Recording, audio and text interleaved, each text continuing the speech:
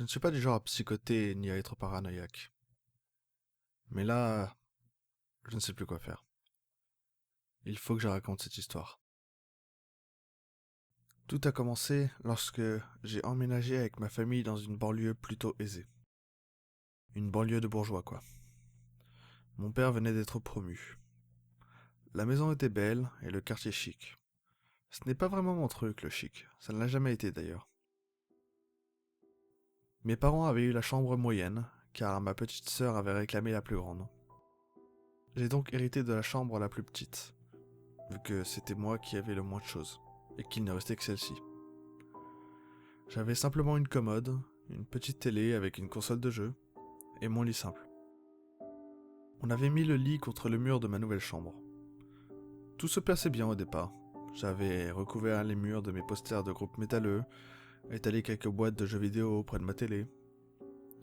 J'avais marqué mon territoire en quelque sorte.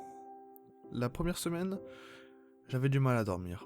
Je me suis dit que c'était dû au changement récent, que j'allais vite m'habituer à la maison. Je rattrapais donc mes heures de sommeil en cours. Mais un soir, en rentrant du lycée, j'ai entendu quelque chose d'étrange. En allant dans ma chambre, j'ai entendu comme quelqu'un, ou quelque chose, qui grattait à la porte de celle-ci. J'ai donc ouvert la porte pour voir ce qui causait ce bruit, mais il n'y avait rien que mes affaires éparpillées au sol, comme d'habitude. J'ai donc laissé tomber, me disant que c'était le fruit de mon imagination, ou bien la maison qui craquait tout simplement. Mais c'est durant la nuit qui a suivi que les choses sont devenues bizarres. Ce soir-là, je suis tombé de fatigue sur mon lit à cause de ma semaine de nuit blanche, et je me suis endormi aussitôt. J'ai été réveillé par une sensation étrange, comme si quelqu'un était assis sur mon lit et gigotait. J'étais dos au mur, près du bord de mon lit, et j'étais tellement fatigué que j'arrivais à peine à ouvrir les yeux. J'entendais respirer. Lorsque j'ai enfin réalisé ce qui se passait, plus rien. La sensation avait disparu. J'ai allumé la lumière quelques minutes, le temps de reprendre mes esprits. J'avais sans doute fait un cauchemar. Je me suis donc recouché.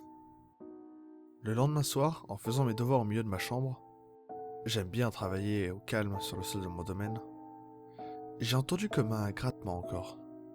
Ça venait du mur, à côté de mon lit, comme si on grattait un de mes posters. Je me suis levé pour aller voir, mais le bruit s'est arrêté aussitôt. Je me suis donc remis au travail, mais dès que j'ai été à nouveau assis au sol, le bruit est revenu. Ce petit jeu a duré jusqu'à ce que ma mère frappe à ma porte pour que je vienne dîner. Durant la nuit, j'ai été réveillé de plus belle par cette sensation que quelqu'un ou quelque chose s'agitait sur mon lit. Cette fois, j'ai faim de dormir, attendant de voir si ce n'était qu'un rêve. Je me suis pincé en silence pour me réveiller, mais je ne dormais pas. J'avais toujours les yeux fermés. Je l'entendais respirer. D'un coup, les agitations ont cessé, mais j'ai senti comme une masse se blottir contre mon dos. Pas comme un chien, non, comme une personne. Mon cœur accélérait, je me sentais très mal à l'aise. Soudain, j'ai senti un souffle chaud dans ma nuque.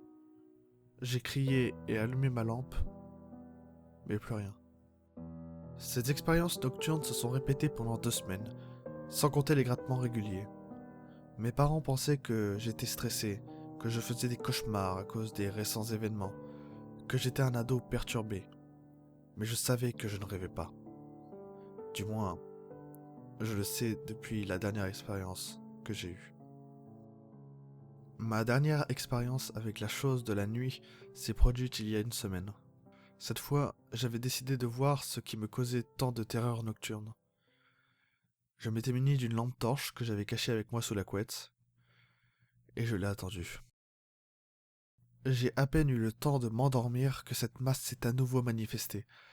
Cette fois, j'étais face au mur pour tenter de l'apercevoir, bien que terrorisé à cette idée. Je discernais dans l'obscurité une masse encore plus noire sortir du mur. J'ai ensuite fermé mes yeux. J'avais peur. J'ai senti cette masse sautiller sur mon matelas, faisant un peu grincer les lattes fragiles de mon lit. Elle s'agitait un peu à la manière d'un animal, J'entendais sa respiration rauque et saccadée. J'étais terrifié. Au bout d'une dizaine de minutes, qui pour moi avait paru une éternité, la chose avait décidé de s'allonger à côté de moi. Je la sentais collée à mon corps recroquevillé. Elle dégageait une chaleur dérangeante et semblait s'accrocher à moi. J'étais sur le point de craquer, de pleurer et de hurler, mais j'ai réussi à garder mon calme. Comble de l'horreur, je sentais son souffle sur mon visage crispé. Je serrais ma lampe torche dans mes mains tremblantes. C'était le moment. D'un geste, j'ai braqué la lampe aveuglante sur le visage de la créature, et ce que j'ai vu m'a terrifié. Un visage décrépit de jeune fille, sans lèvres ni nez. Je ne pouvais même plus crier. Ses yeux injectés de sang se sont révulsés au contact de la lumière. Elle a disparu dans le mur, comme si elle se fondait avec lui, en criant. Ce cri n'était pas humain. On aurait dit un animal qu'on égorgeait. C'est alors que j'ai allumé ma lampe de chevet. Je n'ai pas dormi de la nuit.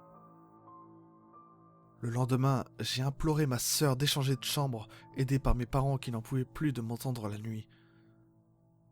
Par je ne sais quel miracle, elle a fini par accepter. Depuis ce jour, je n'ai plus aucune terreur nocturne. Plus aucun bruit ne vient de ma nouvelle chambre. Comment savoir si tout cela était vrai? Si je n'ai rien imaginé? Eh bien, depuis une semaine, j'entends ma sœur hurler la nuit.